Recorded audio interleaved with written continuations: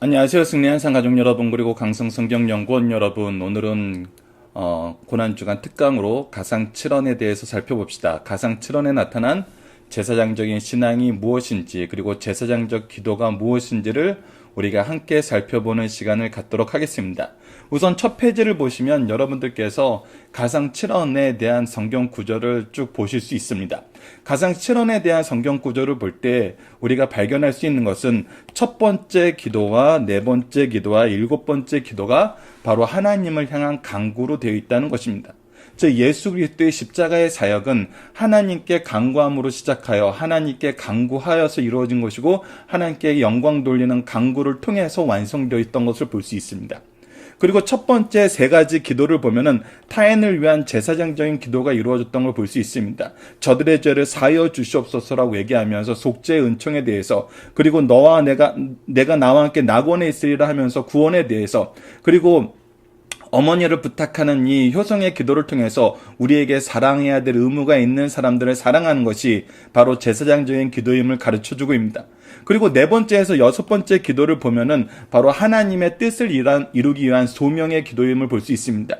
그리고 마지막이 하나님께 영광 돌리는 기도로 하나님께 모든 것을 맡기고 하나님의 뜻에 모든 것을 돌리는, 그 영광을 돌리는 기도로 이루어진 것을 볼 수 있습니다. 그래서 이 내용을 우리가 하나하나씩 살펴보면서 예수님께서 어떻게 제사장적인 삶을 사셨고 가상 7원 안에서도 이것을 우리에게 어떻게 가르쳐 주는지 함께 나누는 시간을 갖도록 하겠습니다. 자, 그렇다면 첫 번째 가상 7원 첫 번째 말씀입니다. 용서의 십자가입니다. 우선 누가복음 23장 34절 말씀을 봅시다. 이에 예수께서 이르시되 저들의 죄를 사하여 주옵소서라고 얘기하고 있습니다.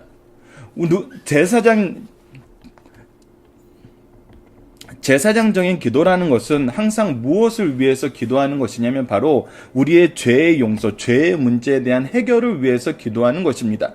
이 부분은 우리가 구약에서도 잘 나타납니다. 욥기서 1장 5절을 보면은 그들이 차례대로 잔치를 끝내면, 즉 자녀들이 차례대로 잔치를 끝내고 나면 욥이 그들을 불러다가 어떻게 하냐면 성결하게 하되라고 하면서, 어떻게 성결하게, 어떻게 깨끗하게, 어떻게 죄의 문제를 해결하려고 그러냐면 아침에 일어나 그들의 명수대로 번제를 드렸으니 이는 욥이 말하기를 혹시 내 아들들이 죄를 범하여 마음으로 하나님을 욕되게 하였을까 함이라 하면서 죄의 문제 해결을 가장 신경 쓰는 바로 제사장적인 마음을, 제사장적인 신앙을 볼 수 있습니다.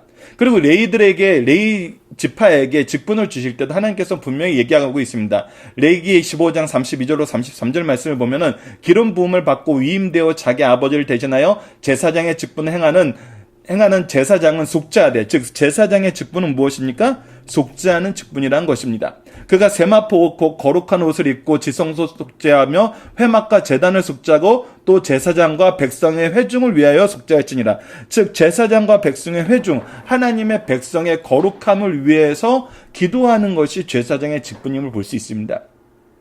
이것은 우리가 하나님께서 이스라엘 민족을 이끌고 애굽에서 이끌어내실 때 더욱더 놀랍게 나타나는 걸 볼 수 있습니다. 출애굽기 16장 상반절 부분을 보면은 너희가 내게 대하여 제사장 나라가 되며 뭐라고 얘기합니까? 그들을 제사장 나라로 세우겠다 그럽니다. 그리고 거룩한 백성이 되게 하시겠다고 그럽니다.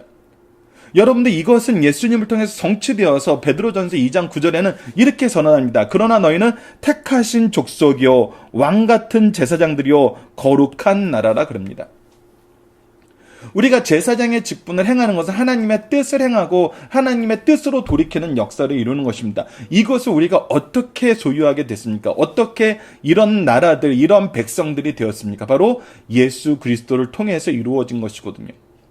그래서 우리가 오늘 가상 7원 말씀을 여러분들 다시 한번 기억해 보십시오. 첫 번째 1, 2, 3번의 가상 7원의 말씀은 대제사장적인 기도입니다. 그래서 우리로 하여금 제사장 나라가 되게 하신다는 이 말씀을 예수님께서 성취해 주고 계시는 겁니다. 그리고 4, 5, 6에서는 무엇이냐면 우리에게 맡기신 소명을 위한 기도입니다. 우리가 소명을 이룬다는 것은 하나님의 뜻을 이루는 것입니다. 하나님의 뜻과 동일한 삶을 사는 것입니다. 하나님의 뜻을 의지하여 그 뜻을 이루는 삶을 사는 것입니까? 이것이 어떠한 삶입니까? 하나님과 동일한 삶, 하나님과 동행하는 삶. 이것이 바로 거룩한 삶입니다. 그래서 예수님의 이 가상 7원은 지금 어떤 말씀으로 구성되어 있냐면 우리가 제사장 나라가 되고 거룩한 백성이 되는 거, 우리가 택하신 족속으로서 왕 같은 제사장들의 사명을 감당하고 거룩한 나라로서 하나님의 아름다운 덕을 선포하게 하신 이 일을 실천하는 것, 그것이 바로 우리의 모습인데, 이 모습의 완성을 예수님께서 어디서 다시 한번 보여주셨냐면 이 가상 7원의 말씀을 통해서 다시 보여주셨다는 것입니다. 그래서 이 대제사장의 직분을 성취하신 내용이 바로 히브리서 7장 25절에 27절에 기록되어 있습니다. 그러므로 자기를 힘입어 하나님께 나아가는 자들을 온전히 구원하실 수 있으니 이는 그가 항상 살아계셔서 그들을 위하여 간구하심이라. 이러한 대제사장은 우리에게 합당하니 거룩하고 악이 없고 더러움이 없고 죄에게서 떠나 계시고 하늘보다 높이 계시니라. 즉 거룩하신 그 삶의 모습을 우리에게 보여주시고 이것을 이루셨다는 거예요. 그는 저 대제사장들이 먼저 자기 죄를 위하여 다음에 백성을 위하여 날마다 제사리는 것과 같이 할 필요가 없나니. 그래서 하나님은 예수님께서 완전한 거룩하심 안에서 하나님의 뜻을 이루셨고 죄가 없으신 분이기 때문에 일반적인 대제사장들처럼 자기 죄를 먼저 속죄하고 자기 백성의 죄를 대속하기 위해서 날마다 제사 드리는 그것과 같지 않고 어떻게 하셨다는 거예요? 단번에 자기를 들여 이 제사를 이루셨다는 거예요. 그것이 우리를 어떻게 합니까? 그것이 우리를 어떻게 합니까? 바로 우리도 대제사장의 직분, 대제사장의 직분을 감당하게 하신다는 것입니다. 그것이 고린도후서 5장 18절 말씀이 나타나는 겁니다. 모든 것이 하나님께로 났으며 그가 그리스도로 말미암아 우리를 자기와 화목하게 하시고 또 우리에게 화목하게 하는 직분을 주셨으니.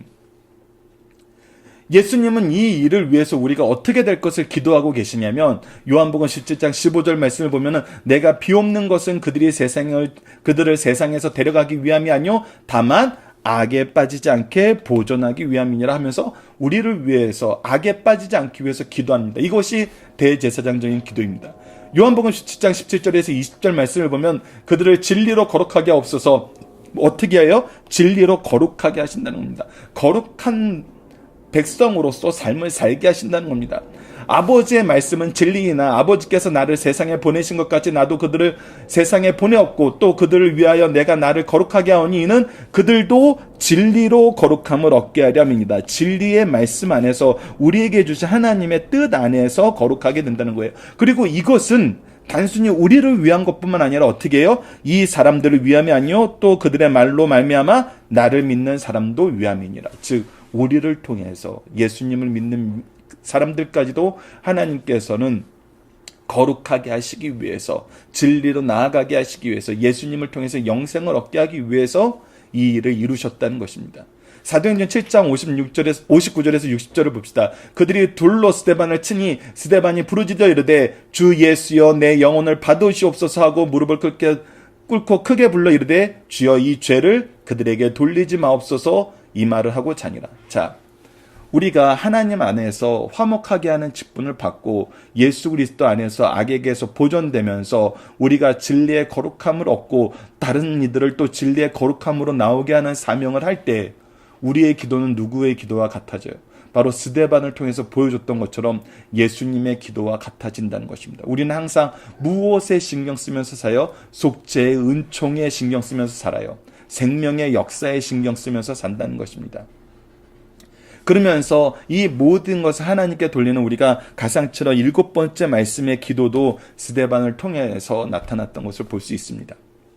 그래서 우리에게 반드시 성취되는 기도의 제목이 무엇이냐면 하나님과 화목하게 하기 위한 기도. 우리가 하나님과 화목하게 하기 위해서 우리의 죄의 속죄를 위한 기도, 그리고 회개의 역사. 우리가 이 기도 안에서 회개를 통해서 하나님께 나아가도록 하는 기도는 하나님께서 반드시 응답하여 주신다는 것입니다. 반드시 들어주신다는 것입니다.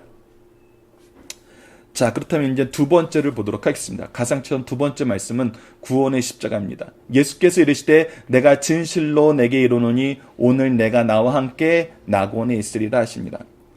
예수님께서는 이 구원을 이루기 위해서 십자가를 지셨고 십자가 상에서도 구원의 역사를 쉬지 않으셨어요. 자, 그렇다면 우리가 이 말씀의 배경이 되는 내용을 봅시다. 먼저 이 누가복음 23장 43절 말씀은 누가복음 23장 39절에서 42절 한쪽 편에 있던 강도의 고백에서 나옵니다. 강도의 고백의 질문에 대해서, 부탁에 대해서, 강구에 대한 대답으로 나오신 말씀이죠. 자, 그 강구의 내용을 봅시다. 달린 행악자 중 하나는 비방하여 이르되 내가 그리스도가 아니냐, 너와 우리를 구원하라 하되, 즉 그리스도이면 이렇게 십자가에 달려서 이렇게 무기력하게 비난을 당하면서 사람들의 멸시를 당하면서 죽을 수가 있느냐? 네가 그리스도면 너도 구원하고 네 옆에서 같이 비난받는 우리도 구원하라 그러면서 오히려 예수님을 비방하죠. 근데 그때 한 사람은 어떻게 해요? 그 사람을 꾸짖어 이르되 내가 동일한 정죄를 받고도 하나님을 두려워하지 아니하느냐? 우리는 우리가 행한 일에 상당한 보험을 받는 것이니 이에 당연하거니와. 무엇을 인정하는 거예요? 죄를 인정하는 거예요. 즉 무엇이 있는 거예요? 회개의 역사가 있는 것입니다. 여러분들, 이게 먼저 우리가 봐야 될 은혜입니다. 예수 그리스도를 통해서 내가 나와 함께 낙원에 있으리라 하신 이 말씀은 우리에게 예수님을 통해서 어떤 은혜가 먼저 됨을 보여주는 거예요. 회개의 은혜가 우리에게 이미 허락됨을 가르쳐 준 거예요. 그리고 그래서 고린도전서 12장 3절에서는 그러므로 내가 너희에게 알리노니 하나님의 영으로 말하고자 하는 자는 누구든지 예수를 저주할 자라 하지 아니하고 또 성령으로 아니하고는 누구든지 예수를 주라 시인할 수 없느니라라고 얘기하고 있습니다. 즉 이것이 성령의 은혜이고 성령의 역사이고 하나님의 선물이라는 것입니다. 예수 그리스도께서 이 땅에 오셔서 우리와 함께 하신 것이 얼마나 놀라운 선물이고 이것을 통해서 우리가 구원을 강구할 수 있게 된 것이 얼마나 놀라운 역사임을 이 십자가 위에서도 보여주신 것이란 겁니다. 그래서 사도행전 11장 18절에 이 생명을 얻는 회개가 하나님의 선물임을 분명히 선언합니다. 그들이 이 말을 듣고 잠잠함에 하나님께 영광을 돌려 이르되 그러면 하나님께서 이방인에게도 생명 얻는 회개를 주셨도다 아니라. 이것이 어떤 말씀입니까? 바로 고넬로의 가정에서 일어났던 일에 대해서 예루살렘 교회에서 보고한 내용을 듣고 사람들이 하나님께 영광 돌린 내용입니다.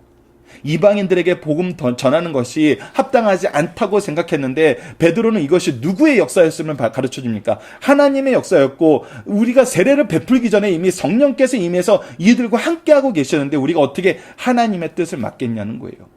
하나님의 은혜로 우리가 어떻게 무효로 돌리겠냐는 거예요. 그것은 우리가 가야 될 길이 아니라는 것이죠.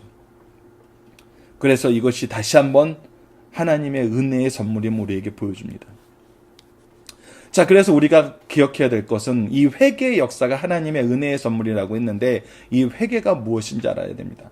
먼저 첫째, 지적으로 죄가 무엇인지 아는 겁니다. 누가복음 13장 3절에 이렇게 기록되어 있습니다. 너희에게 이르노니 아니라 너희도 만일 회개하지 아니하면 다 이와 같이 어떻게 해요? 망하니냐. 우리가 지적으로 이 죄의 문제를 해결하지 않으면 망하게 된다는 걸 아는 거예요. 죽음에서 벗어날 수 없다는 걸 아는 거예요. 두 번째는 감정적으로 죄를 미워하는 것입니다. 데살로니가 전서 5장 22절에는 악은 어떤 모양이라도 버리라 그랬어요. 우리가 이것을 미워해야 돼요. 가까이 하려고 그래서 안 돼요. 세 번째는 의지적으로 하나님께 돌이키는 것이란 겁니다. 사도행전 3장 19절을 보면 그러므로 너희가 회개하고 돌이켜 너희 죄 없이함을 받으라. 이같이 하면 새롭게 되는 날이 주 앞에로부터 이를 것이요 라고 얘기하고 있습니다. 우리가 의지적으로 하나님께 돌아갈 때 하나님께서는 이 의지의 역사를 우리에게 이끌고 계심을 우리가 경험하게 됩니다.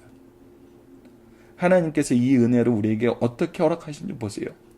지혜를 주셔서 알게 하시고 마음을 일으켜서 용기 있게 하셔서 죄를 미워하게 하시고 하나님으로께 우리를 이끌어서 우리의 의지가 오직 하나님만 바라보고 나가는데도 부족함이 없게 만들어 주신다는 거예요. 자, 그래서 우리가 무엇을 볼 수 있냐면 예수님께서도 이 회개의 역사를 얼마나 중요하게 여겨주는지 알 수 있습니다. 예수님의 첫 번째 설교로 마태복음에 기록되어 있는 것은 바로 4장 17절입니다. 이때부터 예수께서 비로소 전파하여 이르시되 회개하라 천국이 가까웠느니라 하셨어요. 그리고 오직 예수님만이 구원의 길 되심을 알고 예수님께 간구하게 하셨습니다. 이 강도는 그것을 경험한 거예요. 요한복음 14장 6절을 보면 예수께서 이르시되 내가 곧 길이요 진리요 생명이니 나로 말미암지 않고는 아버지께로 올 자가 없느니라라고 했어요. 이것은 이스라엘 민족은 깨닫지 못했지만 하나님 말씀의 성취 안에서 마태복음 21장 9절 예수님께서 예루살렘에 입성할 때 그들의 목소리의 찬양을 통해서 우리에게 나타나게 합니다. 앞에서 가고 뒤에서 따르는 무리가 소리 높이 이르되 호산나 다윗의 자손이여 찬송하리로다. 주의 이름으로 오시는 이여 가장 높은 곳에 호산나. 우리를 구원하여 주소서. 이 구원의 역사가 우리에게 옴을 하나님께서는 찬양하게 하셨습니다. 이것이 예수님이 이루신 구원의 은혜입니다. 그래서 우리에게 반드시 성취되는 기도는 무엇이냐면, 우리가 드렸을 때 반드시 들어주시는 기도는 무엇이냐면, 회개의 역사와 구원의 역사를 위한 기도는 반드시 응답해 주신다는 거예요. 왜? 이것이 하나님이 기뻐하시는 것이기 때문에. 이것을 우리가 알아야 됩니다. 자, 그러면 이제 세 번째로 넘어가 보도록 하겠습니다. 세 번째 말씀은 사랑의 십자가입니다. 요한복음 19장 26절로 27절을 보시다. 예수께서 자기 어머니와 사랑하시는 제자가 곁에 서 있는 것을 보시고 자기 어머니에게 말씀하시되 여자여 보소서 아들이니이다 하시고 또 그 제자에게 이르시되 보라 내 어머니라 하신대 그때부터 그 제자가 자기 집에 모시니라. 예수님께서는 우리가 인생을 살면서 사랑해야 될 대상들을 사랑하시는 것을 마지막 때까지 하셨습니다. 제자들에게도 하셨고 부모에게도 하셨습니다.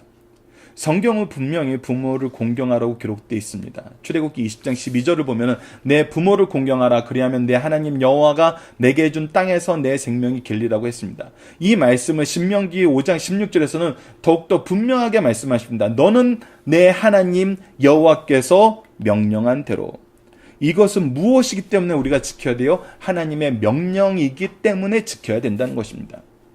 그래서 내 부모를 공경하라 그리하면 내 하나님 여호와가 내게 준 땅에서 내 생명이 길고 복을 누리라. 에베소서 6장 1절에 3절에서 동일하게 얘기합니다. 자녀들아 주 안에서 너희 부모에게 손중하라. 이것이 옳으니라. 누구의 기준으로 오는 거예요? 하나님의 기준으로 절대적으로 오는 것이란 거예요. 내 아버지와 어머니를 공경하라. 이것이 약속 있는 첫 계명이니 하나님께서 이 말씀에 하나님의 약속을 주셨어요. 그것이 뭐예요? 이로써 내가 잘되고 땅에서 장수하게 된다는 거예요. 하나님께서 이 계명에 복의 은혜를 더하셨다는 거예요.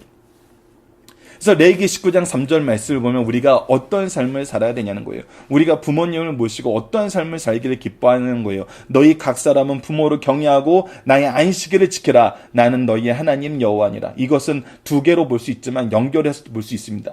하나님을 믿는 믿음의 부모님을 우리가 하나님을 믿는 믿음의 제도 안에서 어려움 없이 예배를 드릴 수 있게, 예배로 나아가는 것이 힘든 일이 아니게 기쁘고 당연하고 우리가 그 안에서 하나됨을 즐길 수 있게 부모님을 모시라는 거예요. 즉 부모를 공경하라는 이 말씀 안에서 또 우리가 자녀를 사랑하라는 이 말씀 안에서 놀라운 시너지 효과가 나타나는 것은 무엇이냐면 부모의 뜻이 하나님의 뜻과 일치하고 자녀의 뜻이 하나님의 뜻과 일치할 때 이것이 이 가정 안에서 이 교회 안에서 얼마나 놀랍게 하나님의 복으로 나타나는지를 우리에게 보게 하신다는 것입니다. 여러분들도 교회에서 잘 보세요. 부모나 자식이나 이 가문에 있는 사람이 하나님의 뜻에 일치된 삶을 살 때 그 가목이 얼마나 화목한지 한번 보십시오. 그 가문을 통해서 하나님이 얼마나 놀라운 일들을 이루시는지 한번 보세요. 이것은 우리가 정말 보고 감격하고 감사할 수밖에 없습니다. 자, 그래서 예수님께서는 무엇을 싫어하냐면 사람의 뜻으로 하나님의 법을 막는 것을 싫어하셨습니다. 우리가 예수님 정도 되는 일, 정말 하나님께서 이루시는 구원의 이 역사는 예수님 아니면 할 수 없는 놀라운 역사였어요. 이런 일을 하면은 우리가 가정을 좀 더 소홀히 해도 돼, 가정을 좀 희생시켜도 돼, 이것이 어떻게 보면 사회 일반적인 통념일 수 있는데 예수님은 그렇게 안 하셨어요. 심지어 이런 생각은 유대인에게도 있었어요. 마태복음 15장 3절로 6절 말씀을 보십시오. 대답하여 이르되 너희가 어찌하여 너희의 전통으로 하나님의 계명을 범하느냐? 사람의 뜻으로 하나님의 뜻을 꺾었는데 그것이 무엇이냐면 바로 내 부모를 공경하라는 이 말씀이었어요. 4절 말씀을 보면 하나님이 이르셨을 때 내 부모를 공경하라 하시고 때와 아버지나 어머니를 비방하는 자는 반드시 죽임을 당하리라 하셨거늘 공경하라 하셨고 공경하지 않는 자는 죽임을 당할 거라 그랬는데 너희는 이르되 누구든지 아버지에게 어머니를 말하기를 내가 드려 유익하게 할 것이 하나님께 드림이 되었다 하면 나는 하나님께 드렸기 때문에 나는 하나님의 일을 해야 되기 때문에 부모님을 공경하는 것에서 나는 제외되었어 이렇게 얘기하면은 그 부모를 공경하지 않는 것을 전통으로 인정했다는 거예요. 근데 이것을 뭐 한 거예요? 전통으로 하나님의 말씀을 폐한 것이라는 것입니다. 어리석은 것이라는 거예요. 그래서 디모데전서 5장 8절 말씀을 보면 누구든지 자기 친족 특히 자기 가족을 돌보지 아니하며 믿음을 배반한 자요 불신자보다 더 악한 자라고 얘기했어요. 분명히 얘기합니다. 돌보지 아니하면. 이 말씀을 주일학교 아이들하고 나눌 때 주일학교 아이들에게 정말 놀라운 질문이 왔습니다. 한 아이가 그러더군요. 그러면 내가 지나가는 어떤 사람이든 그 사람을 위해서 그 사람을 사랑해 주세요. 그 사람을 구원해 주세요 하면은 하나님께서 다 들어주세요. 이렇게 물어보는 아이가 있었어요. 여러분들은 뭐라고 대답하시겠어요? 물론 그런 기도를 하지 않는 것보다 하는 게 낫죠. 근데 하나님은 항상 무엇이에요? 우리를 통해서 하나님의 뜻을 이루길 기뻐하세요. 우리가 말로만 행하는 자가 아니라 실천적으로 그 일을 행하길 원하세요. 그래서 우리가 은혜에 대한 교리에 대해서 계속 말씀을 나눌 때 무엇을 얘기합니까? 은혜는 우리에게 주신 은혜가 맞아요. 근데 그 은혜를 통해서 하나님은 무엇 하시기를 원하세요? 누군가를 하나님의 은혜의 통로가 되길 원하세요. 우리가 받은 은혜를 통해서 우리가 누군가를 향한 하나님의 은혜의 통로가 되길 원하세요. 우리가 복음의 은혜를 받았으면 우리를 통해서 그 누군가가 복음의 은혜를 받길 원하세요. 그 첫 번째 대상이 누구냐는 거예요. 바로 우리의 가족이라는 거예요. 우리가 사랑해야 될 의무가 있는 사람들이라는 거예요. 우리의 가족들을 돌보는 것으로 나타나야 된다는 거예요. 그래서 우리는 뭐 해야 돼요? 사랑의 수고가 있어야 된다는 것입니다. 우리가 수고하지 않고 단순히 기도만 하는 것은 옳은 방법이 아니란 것입니다. 자녀들에게도 이 부분을 분명히 가르쳐야 됩니다. 예수님은 그리고 이 부분을 우리에게 분명히 보여주셨습니다. 분명히 우리에게 보여주신 거예요. 그래서 우리가 반드시 응답되는 기도는 무엇입니까? 사랑할 의무가 있는 대상을 위한 수고의 기도는 그냥 하는 것이 아니라 수고하는 기도는 수고와 동반된 기도는 반드시 응답해 주신다는 것입니다. 자, 이것이 대제사장으로서 우리에게 보여주신 예수님의 기도입니다. 우리가 지켜야 되는 기도입니다. 우리가 따라가야 되는 기도예요. 무엇입니까? 첫 번째는 우리가 속죄 문제에 대해서 가장 중요한 의미를 두고 기도해야 돼요. 그리고 예수 그리스도를 통한 회개의 역사 안에서 구원의 은총을 간구하는 삶을 살아야 돼요. 그리고 우리에게 사랑해야 될 의무가 있는 사람을 위해서는 항상 우리가 수고하며 기도하면서 이들을 돌봐야 된다는 것입니다. 이것이 제사장적인 삶입니다. 그러면 그 제사장적인 삶이 외부적으로 이렇게 나타난다면 내적으로 내가 거룩함을 유지하면서 대제사장적인 삶을 살 때는 어떠한 삶을 살아야 되냐는 거예요. 그것이 바로 네 번째, 다섯 번째, 여섯 번째에서 나타나는 것입니다. 특히 네 번째 기도는 정말 놀라운 기도입니다. 우리가 더더욱 감사해야 되는 기도의 제목이 기도의 이 대상이 바로 이 네 번째 말씀을 이루신 삼위일체 하나님의 역사입니다. 자, 네 번째 가상처럼 말씀 마태복음 27장 46절 말씀 먼저 읽어보겠습니다. 제9시쯤에 예수께서 크게 소리질러 이르시되 엘리 엘리 나마 사박다니 하시니 이는 곧 나의 하나님 어찌하여 나를 버리셨느니까 하는 뜻이니라. 이것은 성경의 예언의 성취였습니다. 시편 20편 1절을 보면은 내 하나님이여 어찌하여 나를 버리셨나이까 어찌 나를 멀리하여 돕지 아니하시오며 내 신음소리에 듣지 아니하시나이까. 이것은 근데 어떤 의미였어요?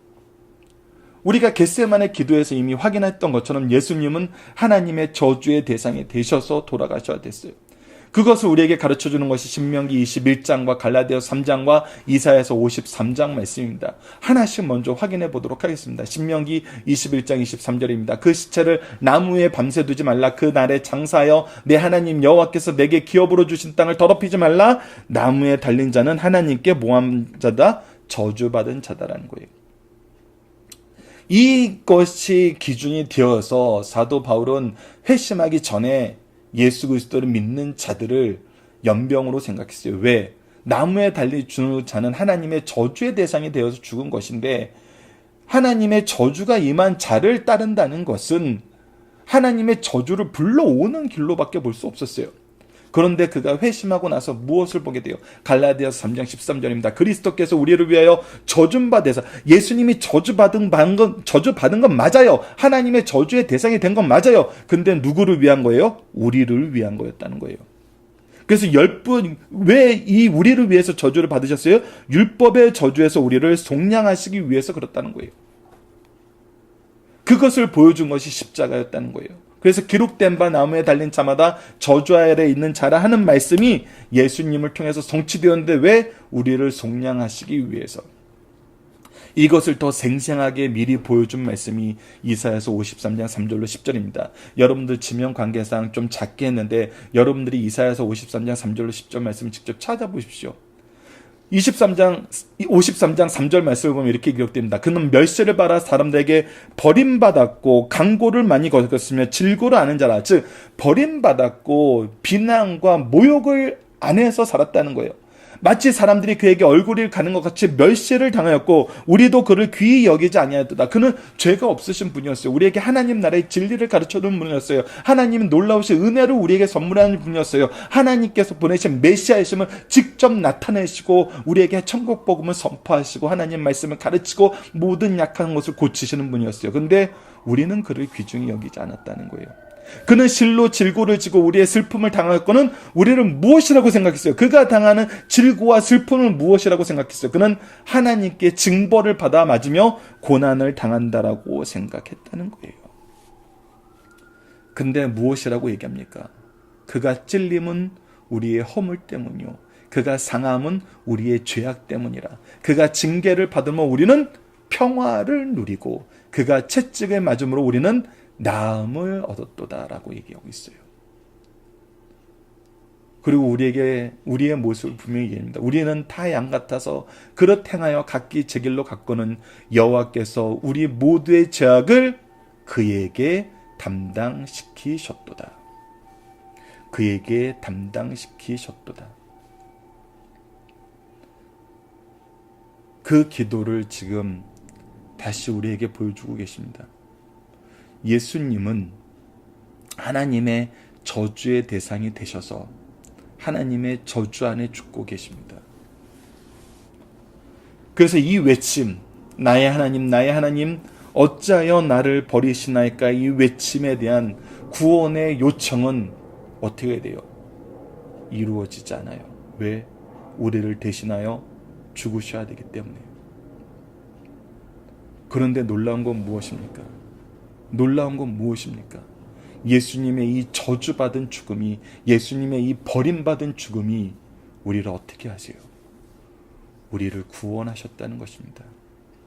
히브리서 10장 14절에 이 저주의 죽음에 대해서 다시 한번 얘기해 줍니다. 그가 거룩하게 된 자들을 한 번의 제사로 영원히 온전하게 하셨느니라. 이 저주의 죽음으로 말미암아 우리는 영원히 온전하게 되었어요. 그래서 예수님은 자기 자신의 죽으심과 자기 자신의 이 구원의 역사를 통해서 하나님께서 무엇하여 주실 것을 우리에게 약속해 주냐면, 요한복음 16장 24절에 지금까지 너희가 내 이름으로 아무것도 구하지 아니었으나 구하라, 그리하면 받으리니 너희 기쁨이 충만하니라. 이제는 우리가 기도할 수 있게 되었어요. 직접 하나님께 나아갈 수 있게 되었어요. 예수님의 부르심에 대해서는 하나님께서 저주로 내버려 두셨지만 우리가 외치는 기도는 어떻게 하세요? 들어주신다는 거예요. 그래서 기쁨이 충만하게 하신다는 거예요. 야고보서 5장 13절 말씀에 그래서 이렇게 우리에게 교훈하고 있습니다. 고난 당하는 자가 있느냐? 그는 기도할 것이며. 그러면 어떻게 한다는 거예요? 기도를 통해서 이 기도에 응답해 주신다는 거예요. 즐거워하는 자가 있느냐? 그는 찬송할지니라. 우리가 즐거움을 얻게 되는 건 뭐예요? 하나님의 구원의 역사 때문에 즐거움을 얻게 되는 거예요.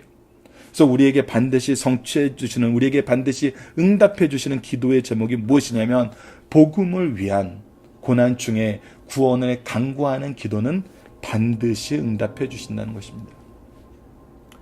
우리가 복음을 위해 고난을 당할 때 예수 그리스도께서 가시는 길처럼 복음을 위해서 드리는 기도는 우리의 간구를 하나님께서 외면하지 않으신다는 겁니다.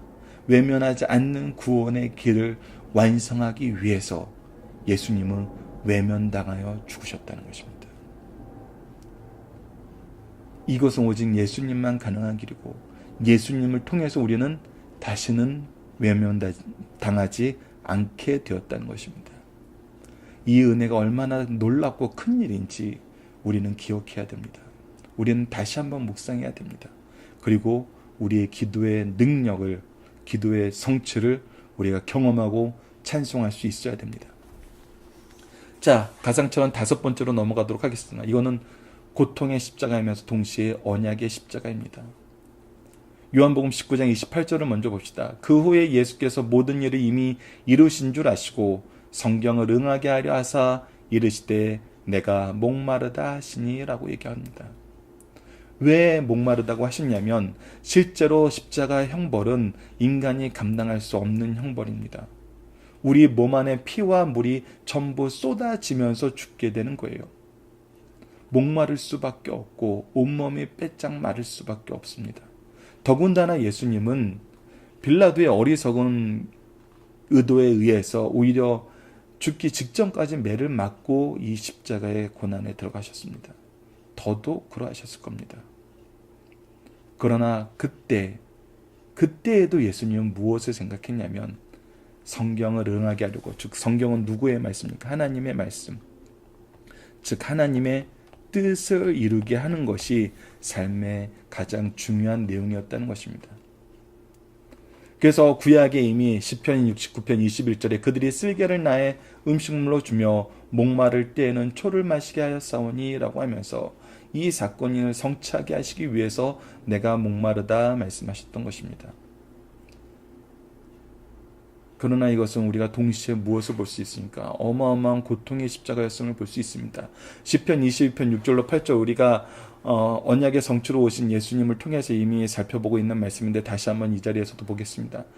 나는 벌레요 사람이 아니라 사람의 비방거리요 백성의 조롱거리니이다. 나를 보는 자는 다 나를 비웃으며 입술을 삐죽거리고 머리를 흔들며 말하되 그가 여호와께 의탁하니 구원하실 걸 그를 기뻐하시니 건지실 걸 하나이다.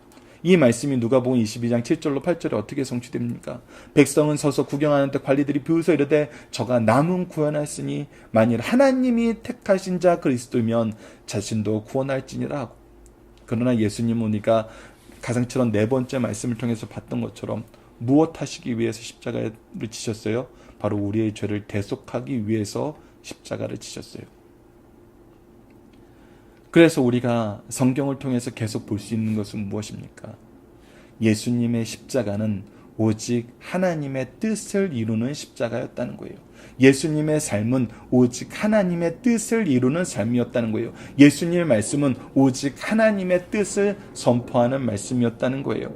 이것이 우리가 거룩한 삶을 사는 가장 중요한 모습이라는 것입니다. 그 모습을 가르치는 것이 요한복음에 나타납니다. 요한복음 5장 19절을 보면 이렇게 기록되어 있습니다. 그러므로 예수께서 그들에게 이르시되 내가 진실로 진실로 너희에게 이르노니 아들이 아버지께서 하시는 일을 보지 않고는 아무것도 스스로 할 수 없나니 아버지께서 행하시는 그것을 아들도 그와 같이 행하니라. 즉 예수님이 행하시는 모든 것은 뭐예요? 아버지가 행하시고자 하는 일, 그 일을 보고 행하는 거라는 거예요. 요한복음 12장 49절에 50절은 내가 내 자의로 말한 것이 아니요 나를 보내신 아버지께서 내게 말할 것과 이를 것을 친히 명령하여 주셨으니 나는 그의 명령이 영생인 줄 아노라. 그래서 하나님의 명령대로 내가 일하는데 말하는데 그 내용이 뭐냐면 바로 영생이라는 거예요. 하나님이 예수님을 통해서 이루어지고 하시는 그 뜻은 무엇이냐면 영생이었다는 거예요. 누구를 통한 영생? 예수 그리스도를 통한 영생. 자, 이것은 우리에게 무엇을 얘기합니까? 우리도 예수님처럼 하나님의 뜻을 이루기 위해, 하나님의 말씀을 이루기 위한 삶을 살아야 된다는 거예요. 마태복음 14장 36절에서는 우리가 잘 아는 겟세마네 기도에서 이 일이 나타나는 걸 볼 수 있습니다. 이르시되 아빠 아버지여, 아버지께서는 모든 것이 가능하오니 이 잔을 내게서 옮기지 마옵소서. 그러나 나의 원대로 마옵시고 아버지의 원대로 하옵소서. 오직 하나님의 일을 따르는 삶을 살았습니다. 그래서 예수님이 가장 중요하게 생각하고 가장 조심하셨던 것도, 중요한 것은 하나님의 뜻을 따르는 거, 가장 조심하셨던 거는, 가장 경계하셨던 것은, 가장 꾸짖었던 것은 뭐냐면 사람의 뜻을 이루려 하는 거였어요. 마가복음 8장 33절에서 34절에도 이렇게 기록되어 있습니다. 예수께서 돌이켜서 제자들을 보시며 베드로를 꾸짖어 이르시되 사탄아 내 뒤로 물러가라. 내가 하나님의 일을 생각하지 아니하고 도리어 사람의 일을 생각하는도다 하시고, 무리와 제자들을 불러 이르시되 누구든지 나를 따라오려거든 자기를 부인하고 자기 십자가를 지고 나를 따를 것이니라고 했어요. 예수님은 예수님의 십자가 안에서 저주받아서 죽었지만, 우리는 예수님에서 저주받아 죽은 십자가 때문에 우리는 승리하는 삶을 살 수 있어요. 우리의 기도는 이루어지는 삶을 살 수 있어요. 우리가 생명을 위한 기도는 반드시 성취되는 삶을 살 수 있어요. 그래서 마태복음 6장 10절에서 주기도문을 가르쳐 줄 때도 나라에 임하오시며 뜻이 하늘에서 이루어진 것 같이, 누구의 뜻입니까? 하나님의 뜻이에요. 이 뜻이 어디에서 이루어지길 원해요? 땅에서도 이루어지길 원하는데 누구를 사용해 달라는 거예요? 나를 사용해 달라는 거예요. 우리를 사용해 달라는 거예요. 우리를 통해서 하나님의 일이 성취되길 기뻐하고 우리는 그 삶을 살고 싶다는 거예요. 그래서 다시 한번 얘기합니다. 하나님의 뜻이 무엇인지 다시 한번 우리에게 강조합니다. 요한복음 3장 16절입니다. 하나님이 세상을 이처럼 사랑하사 독생자를 주셨으니 이는 그를 믿는 자마다 멸망하지 않고 영생을 얻게 하려 하십니다. 이것은 요한복음 6장 40절에서 나타나죠. 내 아버지의 뜻은 아들을 보고 믿는 자마다 영생을 얻는 이것이니 마지막 날에 내가 이를 다시 살리리라. 그래서 우리가 반드시 성취되는, 응답받는 기도의 제목은 무엇이냐면 하나님의 뜻을 이루기 위한 기도. 즉 이것은 무슨 기도? 복음을 통해서 영생 얻는 기도. 이것은 반드시 응답해 주신다는 것입니다. 자, 우리 이제 6번째로 넘어가 보도록 하겠습니다. 가상처럼 6번째 말씀은 믿음의 십자가입니다. 예수님께서 신 포도주를 받으신 후에 이르시되 다 이루었다 하시고, 다 이루었다 하시고 머리를 숙이시니 영원히 떠나가시니라. 여러분들 무엇을 다 이루신 겁니까? 하나님의 뜻을 다 이루신 것입니다. 즉 하나님께서 우리에게 주신 소명을 다 이루신 것입니다. 예수님은 예수님께 주신 소명을 다 이루셨어요. 예수님께서 받으신 소명은 무엇이었습니까? 마태복음 20장 28절을 보면 인자가 온 것은 성경을 받으려 함이 아니라 도리어 섬기려 하고 자기 몫을 많은 사람들의 대속물로 주려 함이니라. 섬김과 대속의 삶을 위해서 이 땅에 오신 거 아셨어요? 그래서 어떻게 하셨어요? 히브리서 9장 28절을 보면 이와 같이 그리스도도 많은 사람의 죄를 담당하시려고 단번에 들이신 바 되셨고 구원에 이르게 하시기 위해서 죄와 상관없이 자기를 바라는 자들에게 두 번째 나타나시리라 하시면서 예수님께서 이 대속의 사명을 다 이루셨고 앞으로 재림도 이루실 것을 우리에게 가르쳐주고 있어요. 이것은 무엇의 성취였어요? 하나님의 언약의 성취였어요. 하나님의 뜻의 성취였어요. 창세기 3장 15절에 뭐라고 기록되어 있습니까? 내가 너로 여자와 원수가 되게 하고 내 후손도 여자의 후손과 원수가 되게 하리니 여자의 후손은 내 머리를 상하게 할 것이요 너는 그의 발꿈치를 상하게 할 것이라는 이 뱀을 향한 하나님의 심판의 말씀, 사탄을 향한 심판의 말씀이 비로소 예수님을 통해서 성취되는 걸 볼 수 있습니다. 이사야서 7장 14절을 보시다. 그러므로 주께서 친히 징조를 너에게 주실 것이라. 보라 청녀가 잉태했으니 아들을 낳을 것이요 그를 임마누엘이라 하라 하시니라. 우리와 함께 하시는 하나님의 뜻을 성취하신 거예요. 우리가 예수님을 통해서 임마누엘을 경험하고 임마누엘을 회복하게 됩니다. 그래서 성전 휘장이 위에서부터 아래로 갈라지게 되죠. 우리가 하나님과 하나가 되는 게 바로 예수님께서 맡으신 사명이었고 그것을 이루셨다는 것입니다. 더 나아가서 우리로 하여금 아들의 명분을 얻게 하십니다. 갈라디아서 4장 4절로 5절 말씀입니다. 때가 차면 하나님이 그 아들을 보내사 여자에게 나게 하시고 율법 아래에서 나게 하신 것은 율법 아래에 있는 자들을 속량하시고 우리로 아들의 명분을 얻게 하려 하십니다. 이것이 예수님께서 이루신 사건입니다. 자, 그리고 이것을 통해 우리가 무엇을 볼 수 있습니까? 예수님이 이것을 이룰 수 있는 데에는 하나님께서 이루게 하신다는 역사의 주관자 되심을 알고 있다는 거예요. 즉 하나님의 뜻은 반드시 성취된다는 거예요. 즉 믿음의 역사가 있다는 거예요. 믿음에는 반드시 실효적인 역사가 있다는 것입니다. 하나님을 믿는 믿음, 하나님의 뜻을 믿는 믿음, 하나님의 통치를 믿는 믿음, 하나님의 창조를 믿는 믿음, 하나님의 언약을 통해서 구원을 이루실 거라는 믿음은 반드시 성취된다는 거예요. 그래서 우리도 마지막 때에 다 이루었다라는 이 기도를 한다는 것은 너무나 은혜롭고 우리의 삶을 우리가 항상 승리할 수 있는 그런 신앙으로, 그런 영적인 수준으로 우리를 올려놓습니다. 그래서 사도행전 20장 24절에 사도 바울의 고백 안에서 이것을 우리가 확인할 수 있어요. 내가 달려갈 길과 주 예수께 받은 사명 곧 하나님의 은혜의 복음을 증언하는 일을 마치려 하면은 나의 생명조차 조금도 귀한 것으로 여기지 아니하노라. 즉 예수님께서 나에게 주신 사명, 복음의 은혜의 복음을 증언하는 일은 이것은 결코 멈춰지지 않는다는 거예요. 이 말씀의 배경이 무엇입니까? 사도 바울은 지금 예루살렘으로 올라가려고 그래요. 근데 많은 사람들을 통해서 하나님께서 성령의 역사로 경고를 주고 있어요. 사도 바울이 지금 예루살렘에 올라가면 이제 결박당할 것이라는 거예요. 결박당한다는 것은 무엇이냐면 사도 바울을 죽이고자 하는 자들이 많은데 그들에게 결박당한다는 것은 죽을 수 있다는 거예요. 근데 사도 바울이 가지고 있는 신앙은 뭐였어요? 하나님께서 주신 응답은 뭐였어요? 우리가 뒤에서 직접적으로 더욱더 확인하게 되지만 무엇입니까? 바로 사도 바울이 로마에 가서 복음을 전할 것을 하나님께서는 계획해 놓으셨고 그것은 성취됨을 약속받았어요. 그래서 사도 바울은 두려워하지 않았어요. 걱정하지 않았어요. 하나님의 뜻은 반드시 성취돼요. 나를 향한 하나님의 계획은 반드시 성취돼요. 그래서 하나님의 계획을 알고 있으면 나는 어때요? 불안해하지 않아요. 우리는 승리하게 돼요. 승리를 경험하게 되고 승리를 확신하게 되고 미래에 대한 확실한 소망 속에서 우리가 인내하게 된다는 거예요. 그래서 우리를 향한 하나님의 계획을 아는 것이 중요합니다. 그 계획을 우리에게 가장 잘 설명해 주는 것이 마태복음 28장 19절로 20절입니다. 바로 예수님의 지상 명령이죠. 그러므로 너희는 가서 모든 민족을 제자로 삼아 아버지와 아들과 성령의 이름으로 세례를 베풀고 내가 너희에게 분부한 모든 것을 가르쳐 지키게 하라. 볼저다 내가 세상 끝날까지 너희와 항상 함께 있으리라 하시니라 라는 이 말씀을 우리에게 주신 사명으로 깨닫고 이 사명을 우리에게 어떻게 적용시키는지 성령의 역사와 인도하심 속에서 우리가 이것을 알게 되면 우리는 인생을 불안하게 살지 않습니다. 오히려 주님의 뜻을 이루시고 이 뜻이 다 이루어지길 바라는 삶 속에서 오히려 기쁘게 우리에게 맡겨진 사명을 감당하게 되죠. 이것을 또 우리에게 잘 보여주는 것이 고린도전서 1장 21절에서 25절입니다. 우리가 이 일을 어떻게 실천합니까? 바로 복음을 전하는 것으로 실천해요.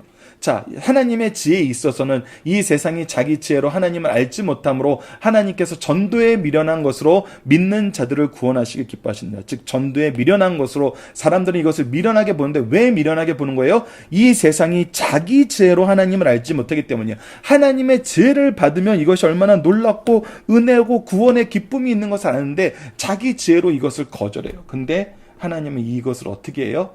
사람들이 생각하는 전도, 미련한 것이라고 생각하는 이것으로 하나님의 구원의 역사를 이루세요.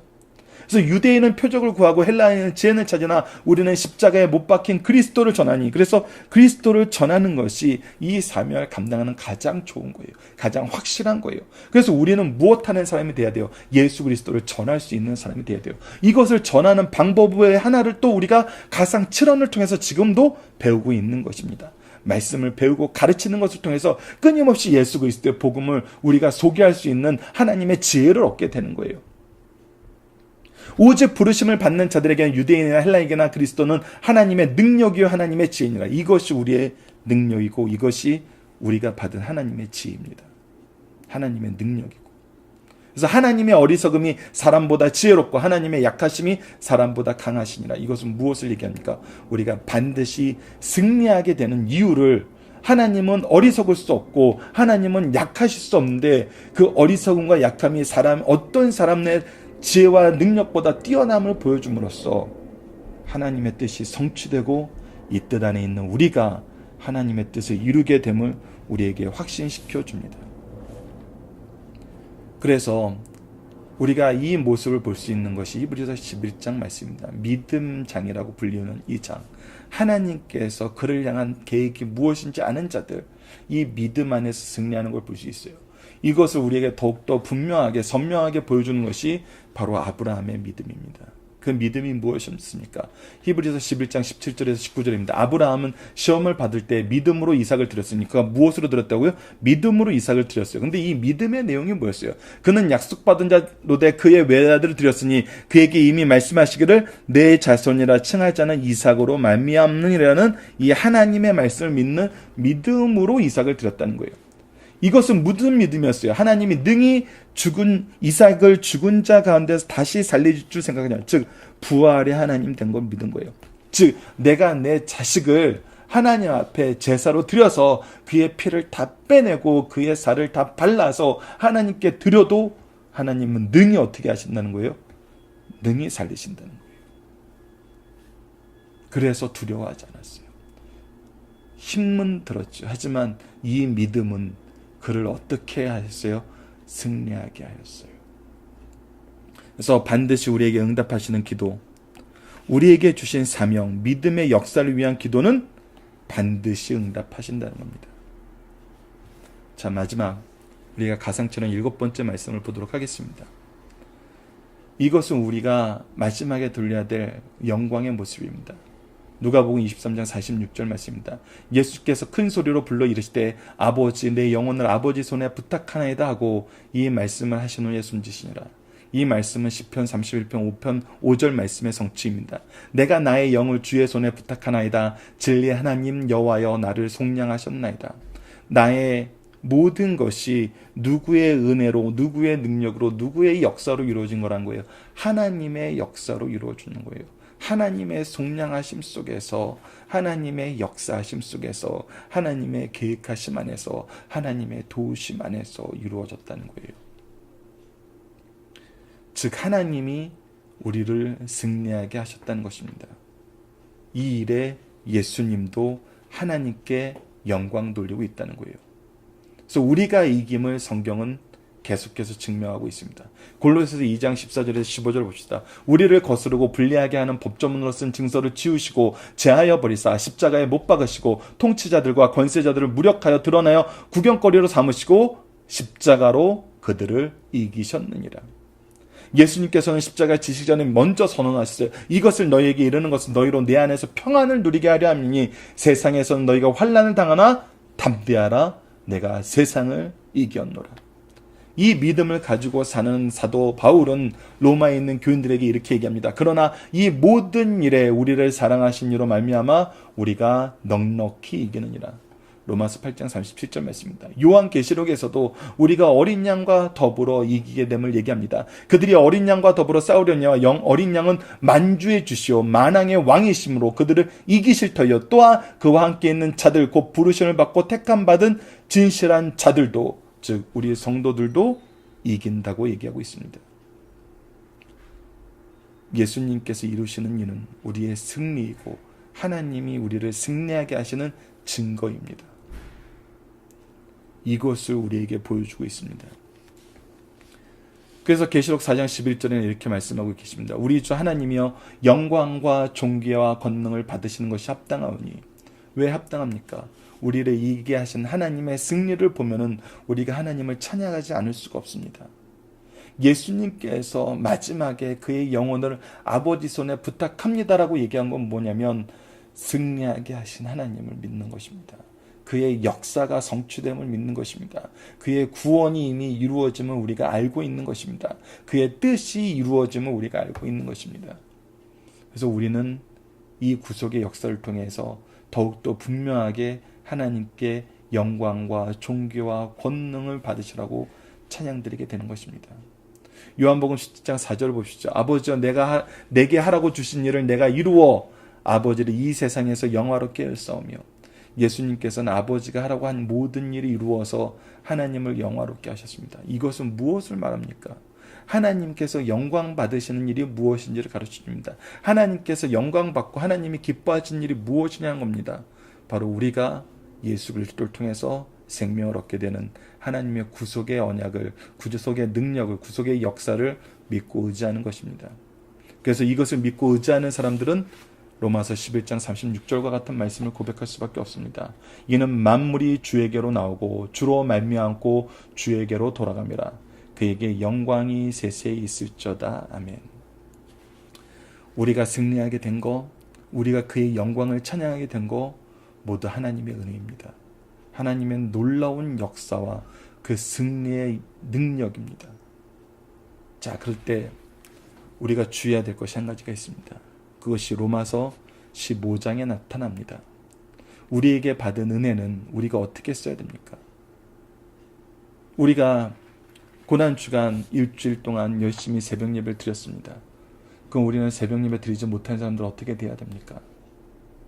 부활절을 맞이하여 그들을 비난하고 잘한 사람들 칭찬받고 영광받는 자리로 만들고 끝내야 될까요? 자, 로마서 15장 1절로 7절 말씀을 통한 하나님의 가르침을 봅시다. 믿음이 강한 우리는 마땅히 믿음이 약한 자의 약점을 담당하고 자기를 기쁘게 하지 아니할 것이라. 우리가 기쁨을 받는 삶을 사는 것이 아니라 우리가 은혜를 받았다며 은혜의 빚진 자로서의 삶을 살아야 됩니다. 하나님의 뜻을 이루는 삶을 살아야 됩니다. 예수 그리스도께서 십자가상에서 비난과 저주 속에서도 하나님의 뜻을 이루는 삶을 사셨는데 우리는 이 예수님의 길을 배우고 나서 우리를 영광스럽게 하는 길을 따라서는 안 된다는 거예요. 우리가 기뻐하는 뜻을 따라서는 안 된다는 거예요. 우리는 오히려 어떤 삶을 살아야 돼요? 2절 말씀을 보십시오. 우리 각 사람이 이웃을 기쁘게 하되 선을 이루고 덕을 세우게 할지니라. 하나님을 보게 만드는 거예요. 하나님을 보게 만들기 위해서 우리가 선과 덕을 세우는 거예요. 섬기는 거예요.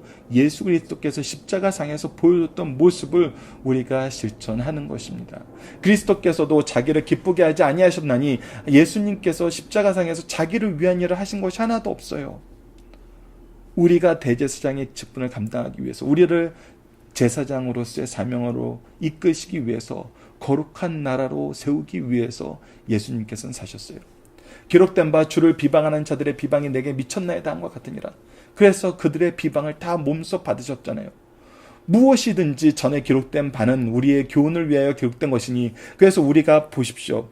전에 기록된 것은 우리의 교훈을 위해서 기록됐어요. 이 말씀을 통해서 우리는 하나님의 은혜와 예수 그리스도의 죽으심의 역사에 나타내는 구원의 은혜를 우리는 믿고 의지하고 이것을 선포하는 삶을 살잖아요. 이것이 우리에게 먼저 받은 은혜예요. 우리가 먼저 얻은 은혜예요. 이 안에서 우리에게 하나님께서 더 많은 직분과 사명과 은사를 주셔서 무엇하게 하세요? 우리로 하여금 인내로 또는 성경의 위로와 소망을 가지게 함이니, 이것이 무엇입니까? 우리가 이제 이 안에서 예수 그리스도께서 인내하셨던 것처럼, 하나님의 말씀 안에서 위로를 받고 소망을 얻게 하셨던 것처럼 우리도 예수 그리스도의 길을 간다는 거예요. 섬김의 길을 간다는 거예요. 선을 이루고 덕을 세워서 연약한 자들을 받는 삶으로 간다는 거예요. 5절을 봅시다. 이제 인내와 위로의 하나님이 너희로 그리스도 예수를 본받아 서로 뜻이 같게 하여 주사. 그래서 우리가 이 안에서 예수 그리스도를 통해서 하나됨을 경험하게 돼요. 한 마음과 한 입으로 하나님 곧 우리 주 예수 그리스도의 아버지께 영광을 돌리게 하니, 그래서 우리가 영광 돌리는 삶을 사는데 이 영광 돌리는 삶의 모습이 어떤 모습이란 거예요? 7절입니다. 그러므로 그리스도께서 우리를 받아 하나님께 영광을 돌리신 것 같이 너희도 서로 받으라는 거예요. 예수님께서 가상천을 통해서 우리에게 보여주신 모습이 뭡니까? 바로 우리를 받으시고 우리를 의롭다 하시기 위해서 십자가상에서 죽으시고 부활하셨던 거예요. 죄 없게 하심을 위해서 십자가에 달리시고 의롭다 하시기 위해서 다시 살아나셨어요. 이와 같이 우리도 우리에게 맡겨진 사람들, 우리가 사랑해야 될 의무가 있는 사람들, 우리의 사명을 통해서 우리로 보게 하시고 우리를 통해서 은혜를 주시기로 작정하신 모든 사람들을 위해서 우리도 그리스도의 길을 가는 것입니다. 제사장적인 기도를 드리는 것입니다. 그래서 반드시 응답되는 마지막 7번째 기도는 무엇입니까? 하나님께 영광 돌리는 삶을 위한 기도는 반드시 응답하신다는 것입니다. 이 가상칠언에 나타나는 제사장적인 기도, 제사장적인 신앙, 우리가 다시 한번 묵상하고 이 말씀으로 자녀를 양육하고 제자를 양육하고 연약한 성도를 받아 하나님께 이끌고 우리의 기도에 응답이 있을 때 우리가 함께 기뻐하며 즐거워하며 감사할 수 있는 시간이 속히 오기를 기도하고, 이번에 오는 부활주일이 이 기쁨이 가득하여서 우리에게 감사와 하나님을 향한 영광이 넘치는 그러한 부활절 예배가 될 수 있도록 우리가 함께 이 7가지 내용으로 기도하고 함께 또 자녀들을 가르치면서 부활주일을 준비하는 우리 승리한 상 가족 여러분들, 그리고 강성성경 연구원 여러분들 되었으면 합니다. 감사합니다.